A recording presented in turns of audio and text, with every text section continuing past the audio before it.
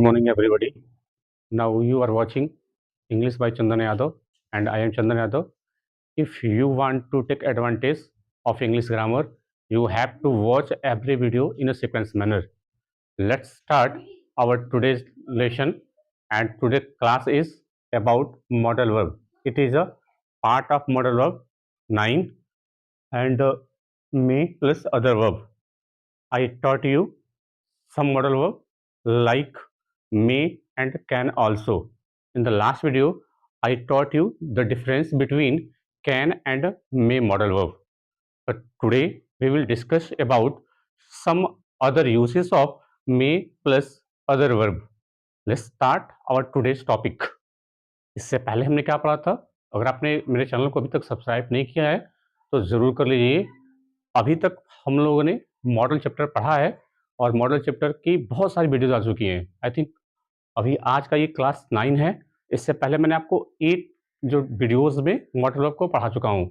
इसमें नीड का use, dare का, यूज़ टू का, कैन का, मे का, फिर इनके बीच का डिफरेंस क्या-क्या है, एबल टू का, ये सारे के सारे जो सीक्वेंस आपको मिले हैं, ये काफ़ी ज़्यादा आपके लिए बेनिफिशियल हैं। यदि आप इंग्लिश ग्रामर की पूरी नॉलेज लेना चाहते हैं, यदि आपको लगता है कि आपको इंग्लिश सीखना है, तो आपको हर वीडियोज़ को एवरी सीक्वेंस में देखना है। ऐसा आज आपने पहला देखा तो कल दूसरा देखिए, फिर तीसरा देखिए। हर वीडियोज़ प्लेलिस्ट में नंबर वाइज़ वीडियो में पड़ी हुई है। वीडियो नंबर 1, 2, 3, वीडियो 4, 5, 6 ऐसे करके पड़ी हुई है। तो आप एक-एक करके देखिए। यदि आप रैंडमली कोई भी उठा करके देख लेते हैं, तो उसका कोई लाभ मिलेगा नहीं। यदि जिस प्रकार से मैं एक सीरीज़ में पढ़ा रहा हूँ, वैसे आपका भी काम है कि प्रत्येक वीडियो को एक सीरीज़ में देखना। मैं देखता हूँ कि कभी-कभी वीडियोज़ पे बहुत सारे लोग ने देखा होता है, ऐसा होता है कि बहुत सारे लोग देखे हैं और कभी-कभी ऐसा होता है कि लगता है कि लोग देखे ही नहीं है, 5-6 लोग देखे हैं। तो इनका मतलब कि उनका इंटरेस्ट खत्म हो जाता है। जब तक आपका इंटरेस्ट ज़िंदा है, तब तक आप सीखने का प्रयास करेंगे। तो इसलिए आप अपनी निरंतरता बनाए रखें। जिन लोगों ने अभी तक निरंतरता बनाए रखी है, देखिएगा उनको उनका फ़ायदा ज़रूर मिलता होगा और वो हमेशा आंसर सही जवाब देते हैं। यही ज्ञान आपको एक दिन ज़रूर काम आएगा यदि आपने सीखा है। देखिए, इतना अगर मैंने आपको जो पढ़ाया हुआ है, अगर जो भी बच्चा देखता होगा, जो भी स्टूडेंट देखता होगा, उसको लगता होगा कि यार ये यूनिक क्लास है। ऐसा शायद आपने वीडियो बहुत कम देखा होगा और अगर आपने देखा भी होगा तो आपको समझ में आया हुआ नहीं होगा। तो अगर आप मेरे ऊपर ट्रस्ट करते हैं, अगर आप मेरे वीडियोज़ को देखते हैं, तो ये गारंटी तो मैं नहीं कह सकता लेकिन फिर भी इतना यकीन ज़रूर है कि आप जिस दिन मैं इंग्लिश ग्रामर खत्म करूँगा, आप एक संपूर्ण नॉलेज लेके निकलोगे यहाँ से। आपको लगेगा हाँ यार, जीवन में ग्रामर ऐसे हमने आज तक पढ़ा नहीं था। तो अगर आप ये अंदर टैलेंट रखते हैं, आपको रखते विश्वास है, तो आप एक-एक वीडियो को सीक्वेंस में देखिए और कोशिश करिए कि अपने उस वीडियो के लास्ट में कमेंट ज़रूर करने के लिए और वो भी कमेंट अपना इंग्लिश में रखिए ताकि आपकी स्पीकिंग भी इम्प्रूव हो सके और आपकी जो राइटिंग स्किल्स है, वो काफ़ी डेवलप हो सके। चलिए शुरू करते हैं आज का अगला लेक्चर और आज का हमारा जो क्लास है वो है मॉडल वर्ब के साथ और कौन-कौन सी वर्ब की फॉर्म आ सकती है। अभी लास्ट वीडियो में मैंने आपको मे और कैन का डिफरेंस बताया था। बहुत ही मास्टर क्लास वो वीडियो थी। अगर आप एक बार देख लेंगे तो आपको दिल से ज़रूर निकलेगा कि हाँ यार, अभी तक हमने ऐसा क्लास पढ़ा नहीं था मॉडल वर्ब के बारे में और दिल से ज़रूर निकलेगा कि हाँ यार, इस तरीके की वीडियो आनी चाहिए हम लोगों के लिए। तो अगर मैं पूरी कोशिश करूँगा, अगर आप ज़्यादा मात्रा में देखोगे तो भी मैं और अच्छा कंटेंट ला पाऊँगा। नहीं तो फिर अगर आप रैंडमली कभी-कभी देखोगे तो फिर उसका मज़ा ही बेकार है। तो शुरू करते हैं बिना देरी किए हुए आज का अपना क्लास मॉडल वर्ब के बारे में, जो मे के साथ आप अदर टाइप के वर्ब भी देखते होंगे। जैसे आप कभी देखते हो कि मे के साथ मे बी डूइंग हो जाता है, मे हैव डन हो जाता है। तो ये कैसे हो पाती हैं? ये क्या इनका कह सकते हैं कि इनके बीच में क्या डिफरेंसेस है? ये कैसे इनको यूज़ करते हैं और कब करते हैं? ये जानने के लिए आइए शुरू करते हैं आज का अपना class. The man seems worried he dash into some trouble. अब आज की जो क्लास शुरू करेंगे वो एक एग्जांपल से शुरू करेंगे। अब देखिए ये क्वेश्चन लिखा हुआ है और हमारे पास 4 ऑप्शन दिए गए हैं। मे के साथ वर्ब की फर्स्ट फॉर्म सॉरी गॉट लिखा हुआ है, मे के साथ गेट लिखा हुआ है, मे हैव गॉट लिखा हुआ है और मे बी गॉट लिखा हुआ है। ये हमारे साथ 4 ऑप्शन लिखे गए हैं। अब देखिए इन 4 ऑप्शंस में से अभी मैं अगर आपको बिल्कुल समझ में आ नहीं रहा होगा कि इसमें आंसर कौन-सा करेक्ट है। लेकिन अगर मैं इसको बात करूँ ग्रामेटिकल तरीके से, ध्यान रखिए कभी भी ऑप्शन बेस्ड क्वेश्चन आते हैं, तो उसमें 2 ऐसे जो विकल्प होंगे, जो ऐसे 2 उसमें ऑप्शन होंगे, वो पहले रेस से बाहर हो जाएँगे। बस आपको थोड़ा-सा उस पे ध्यान देखना है कि इसका इसका स्ट्रक्चर क्या है। देखिए यहाँ पे गॉट लिखा हुआ है, ये गेट मतलब पाना होता है और गेट की सेकंड फॉर्म क्या होती है, गॉट। यानी यहाँ देखिए ये वर्ब की सेकंड फॉर्म लगी हुई है। अब बताइए मे क्या है, मे तो मॉडल वर्ब है और मॉडल वर्ब के साथ कौन सी फॉर्म आती है। मैंने पहले ही बताया था कि जितने भी मॉडल वर्ब हैं सिर्फ नीड और डेयर को छोड़ करके, ये मैंने स्टार्टिंग की वीडियो में बताया था, अगर आपने नहीं देखा होगा तो जाइए जरूर देखिएगा।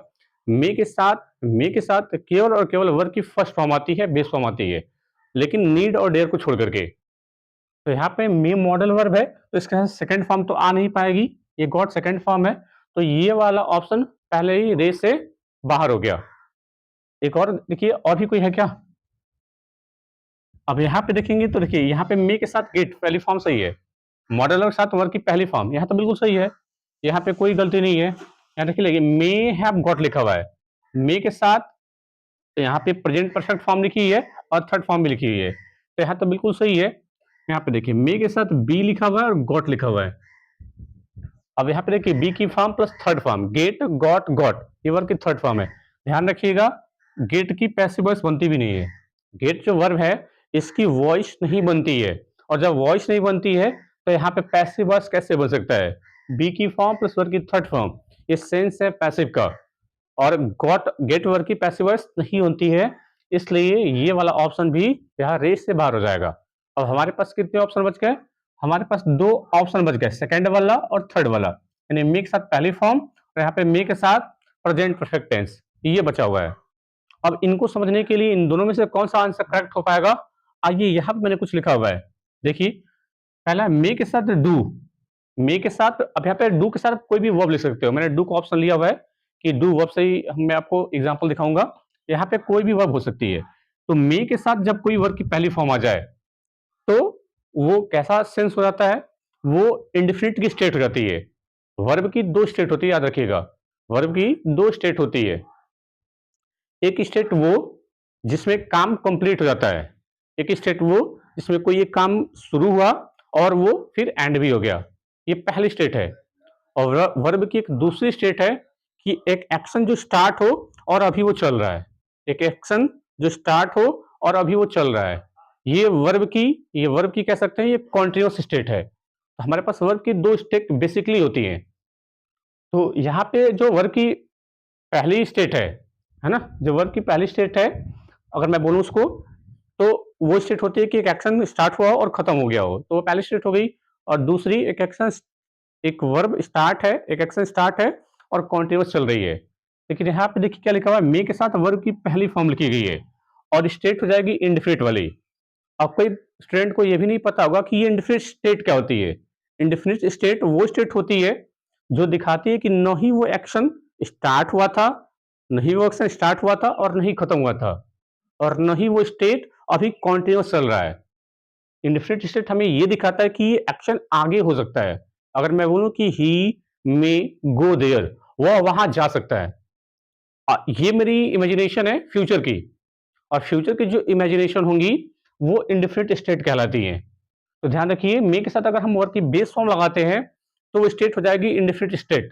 ये इंडेफिनिट स्टेट क्या होती है कि जब हम किसी भी एक्शन को आगे संभावना करते हैं कि एक्शन हो जाए, ये हमारी पॉसिबिलिटी है, तो वो स्टेट इंडेफिनिट स्टेट हो जाती है। और देखिए ध्यान दीजिए कि हमारे हिसाब से वो चीजें हो सकती हैं, है ना, कोई एक्शन होता है कि हम एज्यूम कर लेते हैं कि हमारे हिसाब से ये चीज हो सकती है, तब उस स्टेट को मे और मॉडल वर्ब पहली फॉर्म से लगाएंगे। अगला सेकंड सिचुएशन क्या है, मे के साथ बी लगाएंगे और आईएनजी फॉर्म। जब ये स्टेट आएगी तो स्टेट होती है कॉन्टिन्यूअस स्टेट। जब कोई एक्शन, अगर हमें एज्यूम करना है कि एक एक्शन जो आगे फ्यूचर में वो जारी हो, ये हमारे हिसाब से कोई एक्शन आगे फ्यूचर में वो जारी हो, तो उस स्टेट को हम कॉन्टिन्यूअस स्टेट बोलते हैं। फिर उसको लिखने के लिए मे मॉडल वर्ब, बी की फॉर्म और आईएनजी फॉर्म का यूज कर लेंगे, ये स्टेट हो जाएगी कॉन्टिन्यूअस स्टेट। तीसरी सिचुएशन क्या है, may have done.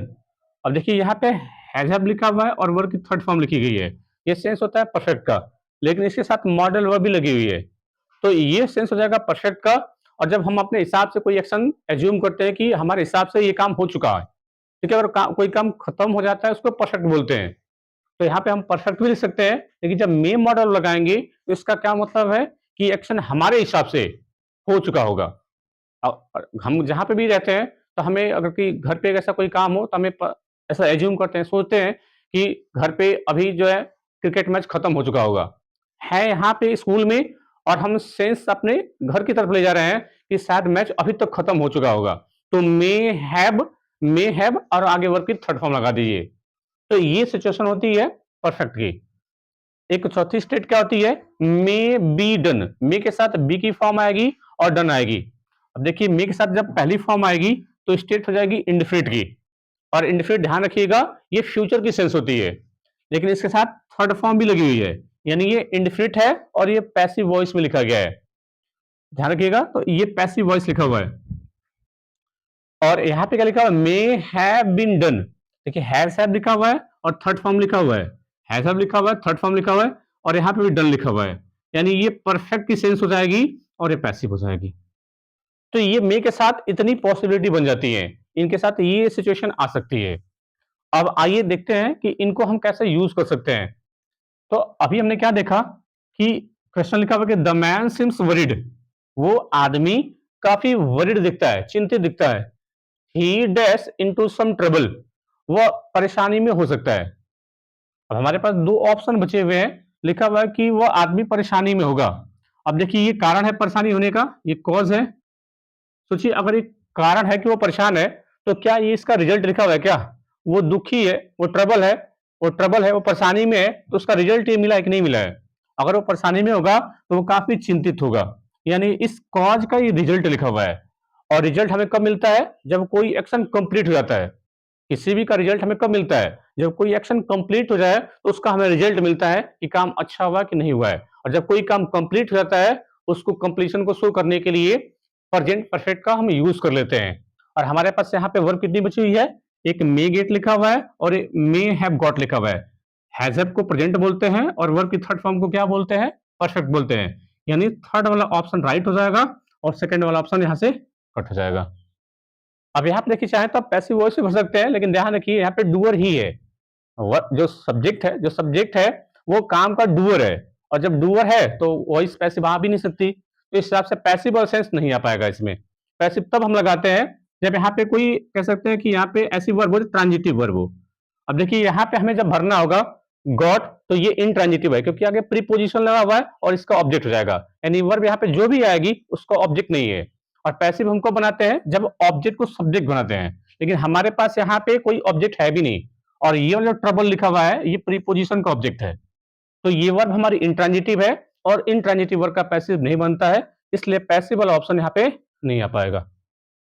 I hope ये वाला ऑप्शन आपको समझ में आया होगा, काफी इंटरेस्टिंग और काफी आपके लिए बेनिफिशियल था अगर आपको समझ में आया हो तो। अगर नहीं भी आया होगा तो फिर से एक बार रिवाइंड करिए वीडियो को और इसको फिर से एक बार देख लीजिए, काफी अच्छा लेक्चर था ये वाला। Let's see the second sentence, they have not come out. अब इसी को बताने के लिए मैंने कुछ एग्जांपल लिए हुए हैं कि और इसको कैसे अच्छे से समझ पाएंगे। They have not come out yet, वे अभी तक नहीं आए। देखिए ध्यान रखिएगा येट वर्ब को, ये क्या होती है, एक एडवर्ब होती है ना। येट क्या होती है, एक एडवर्ब होती है और ये दिखाता है कि काम हुआ है कि नहीं हुआ है। अगर मुझे बोलना है कि मेरा पार्सल अभी तक नहीं आया है, my parcel has not been come yet, मेरा पार्सल अभी तक नहीं आया है। तो ये जो येट वर्ब एडवर्ब होती है, ये काम की कंप्लीशन को दिखाती है। और हम परफेक्ट तब लगाते हैं जब कोई काम खत्म हो जाए। हम परफेक्ट कब लगाते हैं, जब कोई काम खत्म हो जाए। अगर मैं बोलूं कि I have eaten my lunch, मैं अपना लंच खा चुका हूं, यहाँ पे काम खत्म हो गया, प्रेजेंट परफेक्ट लगा दिए। लेकिन ध्यान रखिएगा, नोट कर लीजिएगा, प्रेजेंट परफेक्ट तभी भी लगाते हैं जब कोई ड्यूरेशन खत्म हो जाए, जब कोई टाइम खत्म हो जाए। मेरा पार्सल अभी तक नहीं आया, मेरा भाई अभी तक नहीं आया, तो यहाँ पे टाइम खत्म हो गया है, यहाँ पे एक्शन खत्म नहीं हुआ, यहाँ पे एक टाइम खत्म हो गया है। और जब टाइम खत्म हो जाए तभी भी प्रेजेंट परफेक्ट का यूज करते हैं। बहुत बच्चे ऐसा समझते हैं कि काम जब खत्म हो जाता है तब प्रेजेंट परफेक्ट लगाते हैं, लेकिन जब टाइम खत्म हो जाए तभी भी प्रेजेंट परफेक्ट लगा सकते हैं। जैसे मैंने अभी एग्जांपल दिया कि my brother has not come yet, अभी मेरा भाई आया नहीं है, तभी भी हम प्रेजेंट परफेक्ट लगा रहे हैं। क्यों, क्योंकि वो दिया हुआ टाइम खत्म हो गया है। तो काफी इंटरेस्टिंग ये काफी टॉपिक था, याद रखिएगा प्रेजेंट परफेक्ट का। हालांकि टेंस अभी तक मैंने पढ़ाया नहीं है, आएगा तो काफी बेनिफिशियल और काफी आपके लिए वो स्प्लेंडेड कंटेंट होगा। तो यहाँ पे लिखा हुआ प्रेजेंट परफेक्ट में कि वे अभी तक नहीं आए, वे अभी तक बाहर नहीं आए। आगे क्या लिखा हुआ है, दे में डिस्कस समथिंग इंपॉर्टेंट इनसाइड। कह रहा है कि वो अभी तक बाहर नहीं आए, इसका मतलब वो लगता है कुछ इंपॉर्टेंट वहां पे डिस्कस कर से होंगे। हमें ये जूम कर रहे हैं कि मान लो कोई, हम बाहर वेट कर रहे हैं और जो अंदर लोग बैठे हुए हैं या तो वो खाना खा रहे होंगे या सो रहे होंगे या कुछ डिस्कस कर रहे होंगे। यानी हमारे हिसाब से वो सिचुएशन जो है अभी किसमें होगी, इफेक्टिव होगी, अभी वो चल रही होगी। अब जब कोई एक्शन आगे इफेक्टिव हो और चल रही हो, उसको कॉन्टिन्यूस में लिखते हैं। यानी यहां पे हम करेक्शन क्या कर सकते हैं, मे के साथ हम क्या लगाएंगे, मे बी डिस्कसिंग कर लेंगे, इसको हम कॉन्टिन्यूस में लिख देंगे। ये हमारा करेक्शन हो जाएगा। यहां से डिस्कस को रिमूव कर देंगे। तो एक ऐसा एक्शन जो हम आगे फ्यूचर में सोचते हो और वो जारी हो, तो उस केस में मे मॉडल के साथ वर्ब की बेस फॉर्म लगाएंगे और वर्ब की आईएनजी फॉर्म लगा देंगे ताकि ये कॉन्टिन्यूस बन जाए। इस हिसाब से ये ऑप्शन करेक्ट हो जाएगा। यहां पे वो एक्शन इसी के लिए बताने के लिए लिखा हुआ था। अगला देखिए sentence, if he does not work hard he may have failed. अब देखिए यहाँ पे क्या लिखा हुआ है, यहाँ पे वर्ब की बेस फॉर्म लिखी गई है। डू और डज जो होती है, ये डू वर्ब की पहली फॉर्म होती है और वर्ब की पहली फॉर्म को क्या बोलते हैं, इंडेफिनिट टेंस बोलते हैं।